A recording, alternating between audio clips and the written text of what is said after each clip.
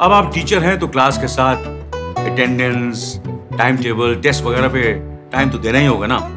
जरूरी नहीं है, क्योंकि टीचमेंट बनाता है आपकी क्लास को असली डिजिटल और ऑटोमेट कर देता है ये सारे काम। इसलिए तो कहते हैं कि टीचमेंट पे टीचिंग आसान है। आज ही डाउनलोड करें टीचमेंट। हेलो दोस्तों, तो स्वागत है आप सबका अपने यूट्यूब चैनल HDT019 पर। तो गाइस आपके एग्ज़ाम फाइनल एग्ज़ाम जो है बस आने ही वाले हैं और आपको पता है कि प्रश्न बैंक में से आपको 75 to 85% क्वेश्चन प्रश्न बैंक में से मिलने वाले हैं। तो गाइस फिर आप जानते हैं कि प्रश्न बैंक को सॉल्व करना आपके लिए कितना ज़रूरी है। तो गाइस टेंशन नहीं लेने का, मैंने आपको लगभग सारे प्रश्न बैंक सॉल्व करवा दिए। उसी क्रम में आपको आज जो इंग्लिश का आखिरी पार्ट बचा है हम इसको भी सॉल्व कर लेते हैं, जिससे आपको इंग्लिश के आपके 100% मार्क्स सिक्योर हो जाएंगे गाइस। जी हाँ गाइस, 100% मार्क्स आपके कवर हो जाएंगे। अभी मैं नवी जो अंग्रेजी में आपको प्रश्न बैंक सॉल्व करवा रहा हूँ, उसके मैंने आपको पहले वीडियो में जो मैंने आधे जो क्वेश्चन आंसर थे जो fill in the blanks choose the correct solve करवा रहा था मैं आधे करवा दिए थे। अब मैं उसको बचे हुए पार्ट्स को मैं आज आपको करवा देता हूँ, जिससे आपका पूरा प्रश्न बैंक हो जाएगा। हमारे पूरी वीडियो प्रश्न बैंक की हमारे चैनल पर बनी है। आप चैनल को सब्सक्राइब जरूर कर दीजिएगा, बेल आइकन जरूर दबा दीजिएगा और पूरी वीडियोज़ आप रिपीट मोड पर देख सकते हैं, जिससे आपको तैयारी एक दिन में आपकी पूरी फाइनल एग्जाम की तैयारी हो जाएगी। चलिए गाइस शुरू करते हैं वीडियो को। तो गाइस यहाँ से हमको शुरू करना है पोएम नंबर 6, जो चैप्टर नंबर 6 है आपका, no men are foreign. तो हमको उससे शुरू करना है। इससे पहले का मैंने आपको वीडियो में डाल दिया था, पूरा सॉल्व करवा दिया। आप पहले की वीडियो देख लीजिए, आपने नहीं देखा हो तो हमारे चैनल पर सारी वीडियोस उपलब्ध हैं। तो चलिए गाइस शुरू करते हैं। How do we pollute the earth according to the poet. कवि के अनुसार हम अर्थ को, पृथ्वी को कैसे गंदा करते हैं। इसका आंसर है आपका by hating and killing other, नफरत और दूसरों को मारकर। What are the things in nature that a man needs to live with. वे कौन सी वस्तु हैं जिनमें आम मनुष्यों को उनके अनुसार रहना चाहिए। तो इसका आंसर है आपका ऑल ऑफ दिस, यानी सन, एयर, वाटर एंड प्लांट। हमको इनके साथ रहना आवश्यक है।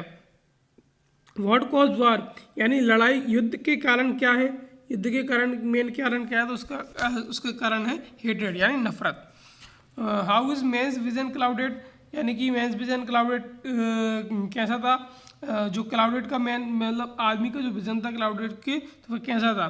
तो इसका आंसर है by hate and narrow thinking, यानी कि नफरत और छोटी सोच। अब नेक्स्ट है the duck and the kangaroo, who make the sound quack. आपको पता है इसका आंसर हो जाएगा डक, यानी क्वैक की आवाज कौन निकालता, तो duck. What is the duck's wish, ducks की इच्छा क्या थी।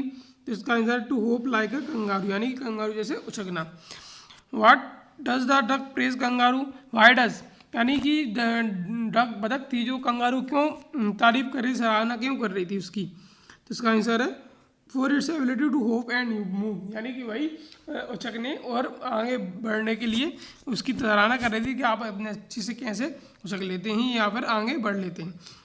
What do the birds good graces shows in the poem.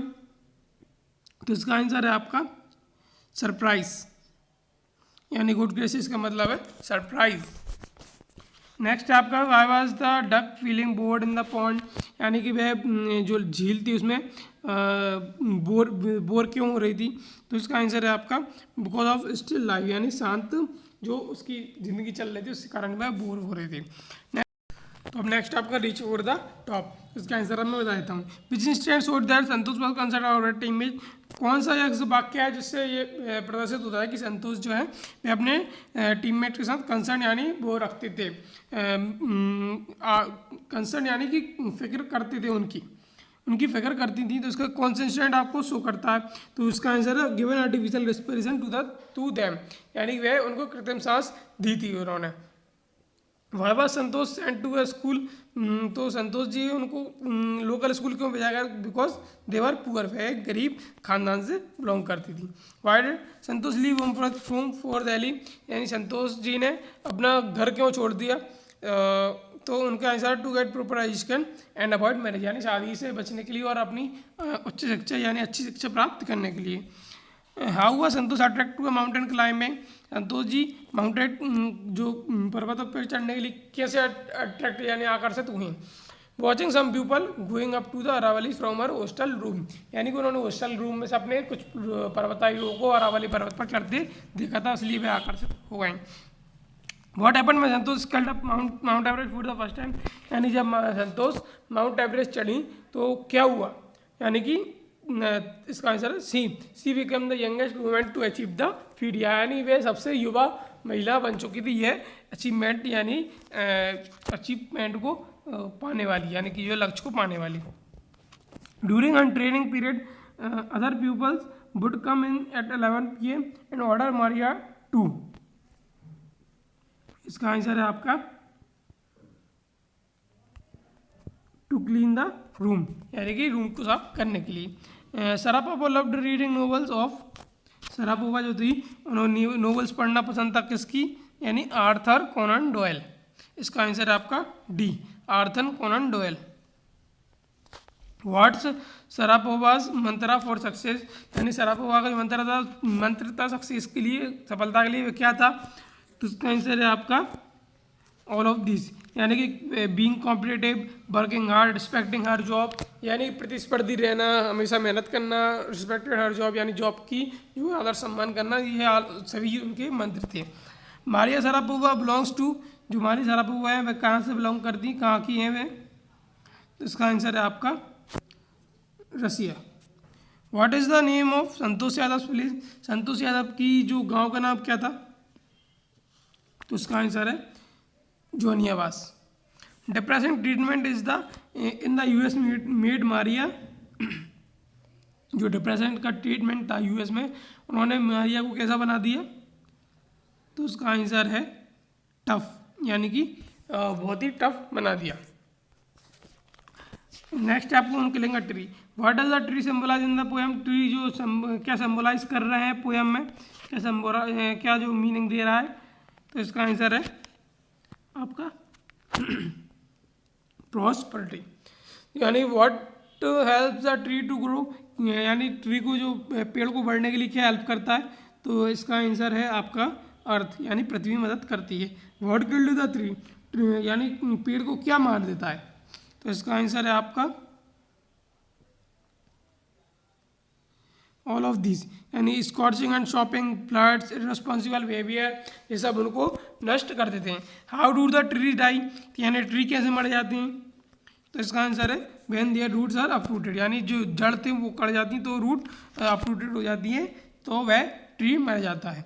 What does the poet equate killing trees with, यानी कि पोएम ने जो पोएट जो थे कवि थे उन्होंने ट्री को मारने के लिए किससे तुलना की है?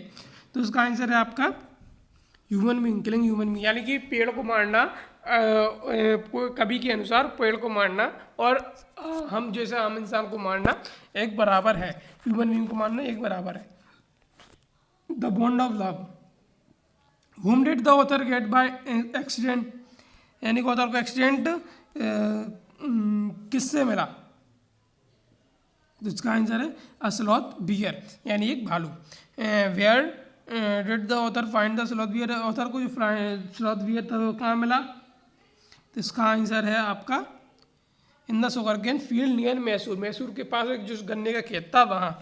Whom did the author present the beer as a gift to, author ने किसको ये गिफ्ट दी है? बियर मतलब जो भालू किसके रूप किसको गिफ्ट दिया? तो इसका आंसर है आपका हिज वाइफ, यानी उसकी पत्नी को भालू को गिफ्ट के तौर पर दिया।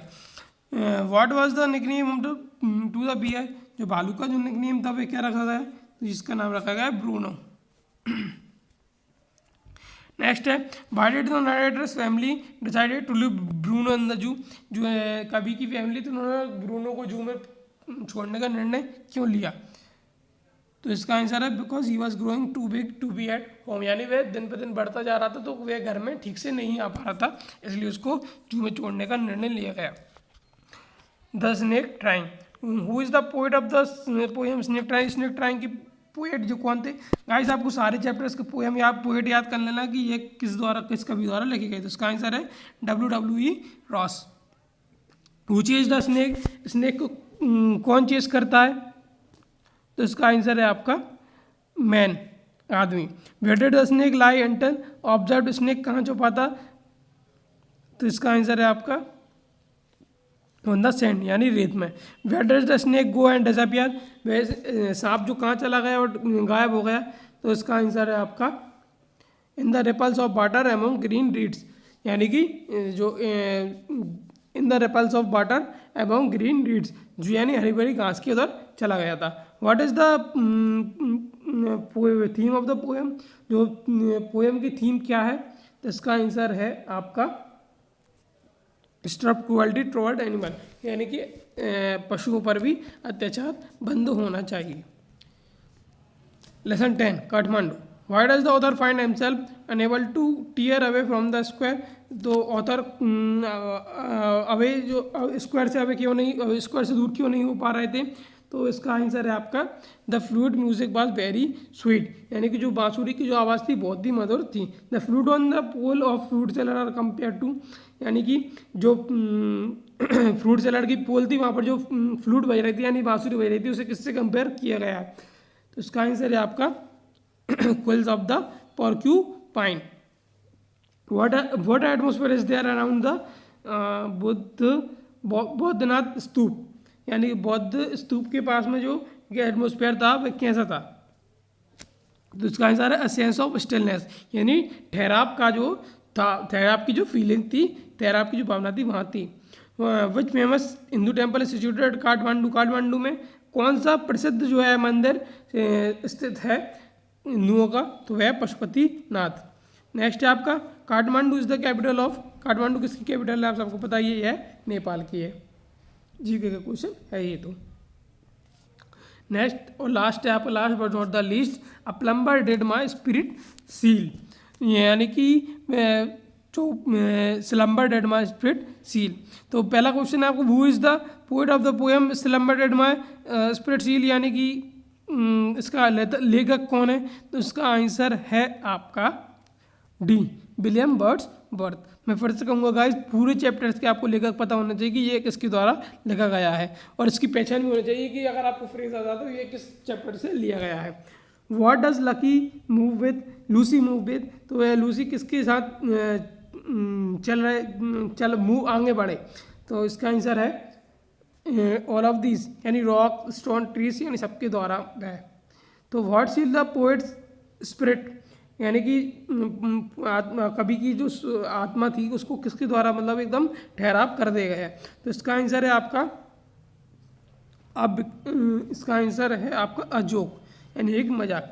What was Lucy doing after her death, यानी लूसी की जो मृत्यु के बाद वे क्या करते रहे, क्या करती नहीं?